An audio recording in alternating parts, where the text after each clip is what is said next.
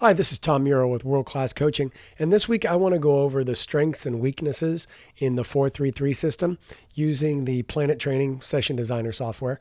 And I want to go over this just to kind of give an overview of what I think the real strong points of the 4-3-3 are, as well as the things that you have to be aware of as weaknesses if you're going to use this system or if you're going to play against it. The first strength, really, in my opinion, is the fact that you've got this front five that allow for a lot of mobility and a lot of interchanging of positions in order to make it really difficult for the defenders to adjust and adapt to the positioning of players. So if a player has the ball on the inside here in this attacking this right midfielder, attacking midfielder position, we'll call him a number 10, for example, or number 8, then having this player be able to move with the ball and take that ball to the outside, right, creating space perhaps for a player to underlap or make those runs inside and pull the defense apart. Likewise, you can have players running from the outside with the ball and running inside, allowing for that number 10 to overlap on the outside. So you're creating movement and space and the interchange of positions so that when the ball is passed, it's easy then for players to have movement and still, as your team moves up the field, still maintain balance and still maintain support for the ball, but with that movement, making it really difficult for defenders to track players and to get in good defensive positions because players are constantly moving around. Obviously, you can do that on both sides.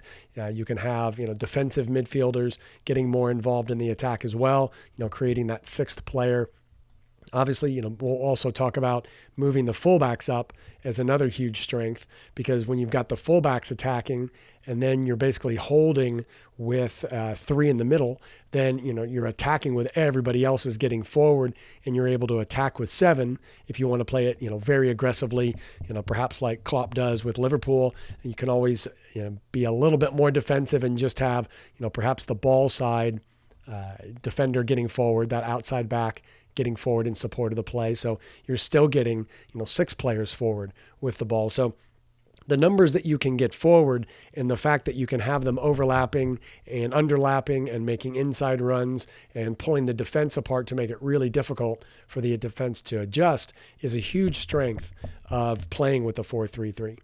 Another strength of the 4-3-3 is on the defensive side, because the natural shape of this formation, and we'll just pull a defender or an opponent, I should say, in here. So if an opponent has the ball, now we're in a position to create lots of triangles of pressure on the ball that are going to make it very difficult for the other team to penetrate and to get into the space behind us. So, here we've got the forward being, the striker, the number 9, being the first pressuring player. And then we've got the number 8 and the number 10 coming up to make it very difficult to penetrate. Obviously, everybody else would be pushing up with the ball that high up the field as well. And so, we've got that middle diamond or triangle that makes it very difficult. And then if the ball goes wide to a player, so say, this was an outside back with the ball, then we're able to get a lot of pressure on that outside back with the winger, in this case, the number 11 getting forward here to pressure. And then we've got the outside back that's able to give support, and the number 8 in this case giving support. So again, we've got good triangles of pressure, making it really difficult for the other team to penetrate us. So, using those triangles of pressure and having that pressure and cover, and in some cases, a balance, even though over a short distance with those triangles, is still a really powerful way to make it difficult for other teams to penetrate. Now, one of the huge advantages in playing with a 4-3-3 is obviously your 3-man midfield. And it's going to be very easy for a 3-man midfield to deal with, let's say we'll put 2. If they're playing a 4-4-2 with a flat midfield, then it's going to be very easy for our midfield 3 to not only keep possession of the ball by playing, you're playing 3 versus 2 here with the opportunity to play supporting players on the outside. But even if we're just talking about that midfield 3, it's going to be tough if the other team has possession for them to penetrate, because again, we've got these triangles of pressure that's going to make it difficult for that midfield 2 in a flat 4-4-2 formation to penetrate, or any formation really that's using 2 central midfielders going to play against 3 central midfielders. Obviously a huge advantage, goes to the team with the 3 in the midfield.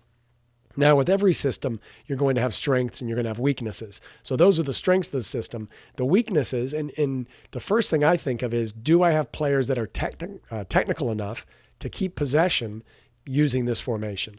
Because the idea is to build and then get forward. And if we're not able to have that kind of technical player that's able to keep the ball, it's going to be difficult to play this system because players are more isolated in terms of their space around the field.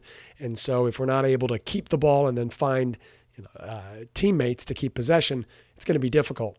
Also, if we're going to play a pressing style, going back to Klopp's way of playing with Liverpool, if we're going to play a high press, then it's going to be necessary for these players to also be very well-conditioned, very physically gifted as well, in order to get the pressure on the ball that we need all around the field to put the other team under pressure.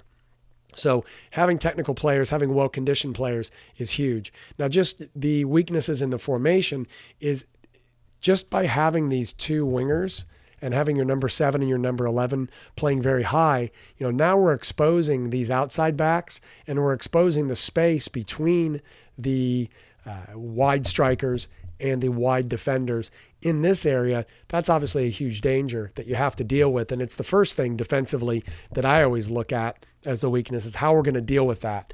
Are we going to either ask our attacking players to cover this space, or are we going to roll up our outside backs and ask our defenders to slide in order to cover the space? I prefer to have the outside backs slide up, or roll up is what I'll call it with my players. So if we're rolling up on the outside, now we've got to have the other players sliding over to maintain, a good defensive line. In this case, basically now we're a back 3.